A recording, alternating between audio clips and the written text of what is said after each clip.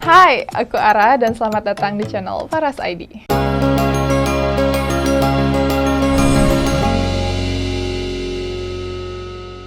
Pertama-tama, aku mau disclaimer dulu karena di video kali ini aku nggak bermaksud untuk body shaming ataupun menyinggung bentuk badan dalam hal apapun. Dan untuk lebih jelasnya, kalian wajib tonton video ini sampai akhir biar nggak salah paham.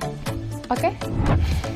Kalian setuju nggak sih kalau berat badan dan bentuk tubuh merupakan suatu hal yang sensitif untuk dibicarakan? Apalagi kalau kita kaitkan dengan penampilan. Dan semakin kesini kan udah banyak nih campaign-campaign yang ngajak kita untuk lebih mencintai dan menerima diri sendiri.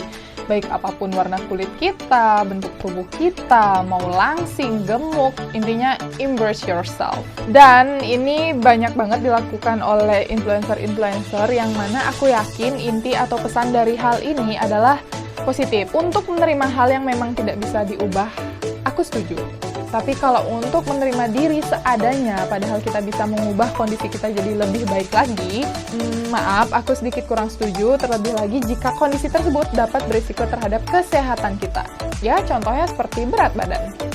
Jika dilihat dari standar BMI atau indeks massa tubuh, gemuk itu termasuk dalam kategori overweight atau obesity. Dan sekarang kita akan review satu-satu tentang apa aja resiko yang mungkin kita alami jika kita mengalami kelebihan berat badan. Oke, langsung aja. Yang pertama, kamu bisa beresiko mengalami diabetes tipe 2.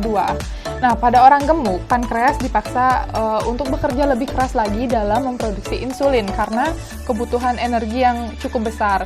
Dan semakin gemuk seseorang, maka semakin tinggi pula kebutuhan insulinnya. Dan jika hal ini terus-menerus dibiarkan, pankreas kan akan bekerja lebih keras dan kelelahan sehingga mengalami penurunan kinerja.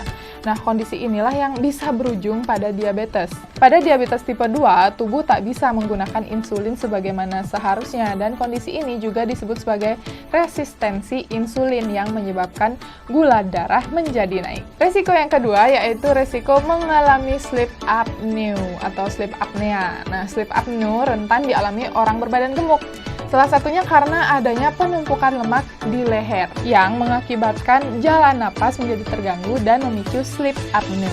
Sleep apnea sendiri merupakan gangguan tidur yang menyebabkan penderitanya menjadi berhenti bernapas selama beberapa detik, yang mana ini dapat terjadi juga beberapa kali saat seseorang sedang tertidur. Lalu bahayanya apa? Ya kalian bayangin aja ya, amit-amit, misalnya tubuh gagal menarik napas lagi setelah tertahan dan mengakibatkan sistem pernapasan menjadi terhenti. Lalu, resiko yang ketiga, berpengaruh terhadap tingkat kesuburan. Ini ada keterkaitannya dengan hormonal ya. Aku ambil aja contoh kasusnya pada wanita. Lemak kan memiliki peran penting dalam produksi dan penyimpanan hormon reproduksi seperti estrogen. Nah, wanita yang overweight dan obesitas otomatis memiliki kadar lemak tubuh yang lebih tinggi. Nah, hal ini akan menyebabkan lebih banyak lagi hormon estrogen yang terbentuk. Tapi sayangnya, jumlah estrogen yang berlebihan justru dapat mengganggu sistem reproduksi wanita, termasuk dengan menurunnya tingkat kesuburan pada wanita. Oke, dengan berbagai resiko yang udah aku sebutkan tadi, bisa dibilang dampak dari kegemukan ini besar banget kan ya. Padahal ini merupakan kondisi yang bisa kita cegah atau hindari, walaupun ada beberapa yang memang bawaan dari genetik. Tapi setidaknya bisa kita minimalisir. Tapi gimana sih caranya gitu kan? Nah, salah satunya yaitu dengan memperhatikan asupan yang masuk ke dalam tubuh kita. Karena menurut studi dari American Heart Association, orang-orang yang memperbanyak porsi makanan berserat tanpa mengurangi porsi makanan lainnya bisa kehilangan berat badannya sebanyak orang yang diet rendah lemak loh. Nah, jadi dapat dikatakan ya bahwa orang yang mengonsumsi makanan yang mengandung serat cenderung memiliki bobot tubuh yang lebih sehat atau lebih stabil.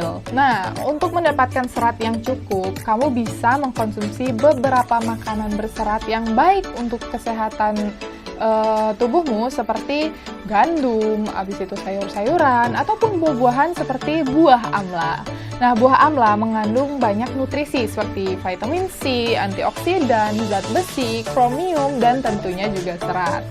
Nah, karena kandungan serat yang tinggi dan rendah kalori menjadikan amla ini mampu membuat perut kita terasa kenyang lebih lama dan dapat mengurangi nafsu makan, sehingga sangat cocok nih digunakan sebagai salah satu upaya dalam membantu program menurunkan berat badan. Karena rasanya yang agak asam dan pahit membuat buah amla ini agak enggan untuk dikonsumsi secara langsung. Biasanya akan diolah terlebih dahulu baik dalam bentuk sediaan serbuk, kapsul, jus, ataupun dalam bentuk manisan seperti manisan amla. Nah, untuk manisan amla ini kamu cukup konsumsi 5-10 butir dan ingat dikunyah dengan baik. Setelah 15 menit kamu bisa deh minum air hangat 1-2 gelas. Tapi perlu diingat juga ya, memiliki BMI atau indeks massa tubuh yang kurang, aka kalau kita terlalu kurus juga memiliki resikonya tersendiri. Mungkin kita jadi lebih mudah sakit, mengalami malnutrisi, dan lain-lain.